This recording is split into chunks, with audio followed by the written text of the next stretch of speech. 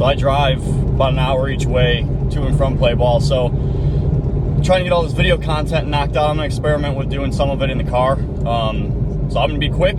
This is probably gonna be a full episode of the podcast coming soon. Haven't really talked about that much, but it's something that we're gonna start working on.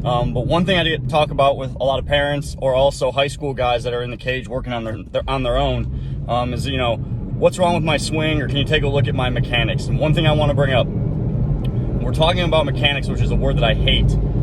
Let's first analyze two things in order. It's, am I on time? Is there a physical thing holding me back, whether that's strength, mobility, whatever? And then at the end, if something's still really funky, then we address mechanics.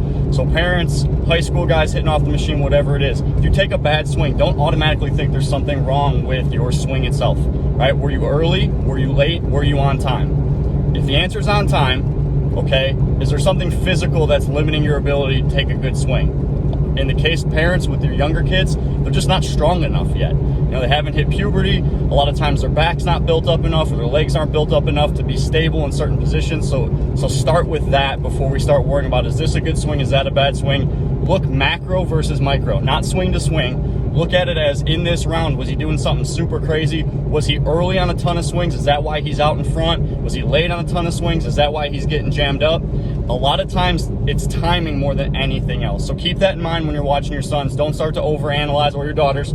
Don't start to overanalyze, and let's understand the bigger picture of what's going on versus what's happening from swing to swing.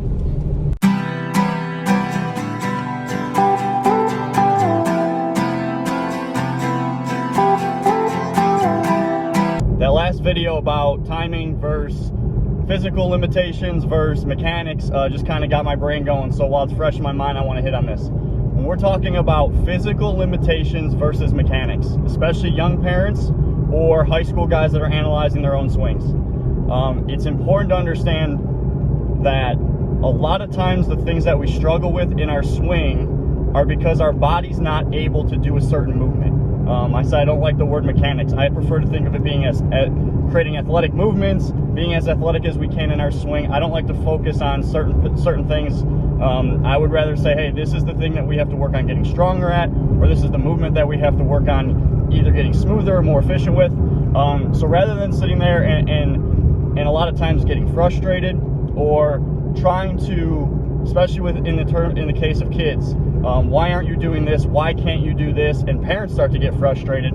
Understand that most of the time it's something physical holding them back. And in the case with kids, it just takes a lot of patience because we're not able to build their bodies up in a way that they need to control the movements that we're talking about. So for younger kids, really focus on just good hand-eye skills, putting the bat on the ball consistently, because as they get stronger, those movements, those mechanics are going to start to work themselves out, and you're going to have a pretty good hitter on your hands. So focus on the things that they're capable of at that point, rather than getting frustrated on the things that they just can't control at that point in time. High school guys, same thing. If you're doing something that you just can't make a change on, you can't make an adjustment, you're starting to hit a plateau, you're getting frustrated, talk to one of us about what you can do in the gym, whether that's working on mobility, flexibility, getting stronger in a certain area, and that's going to help you break through that plateau.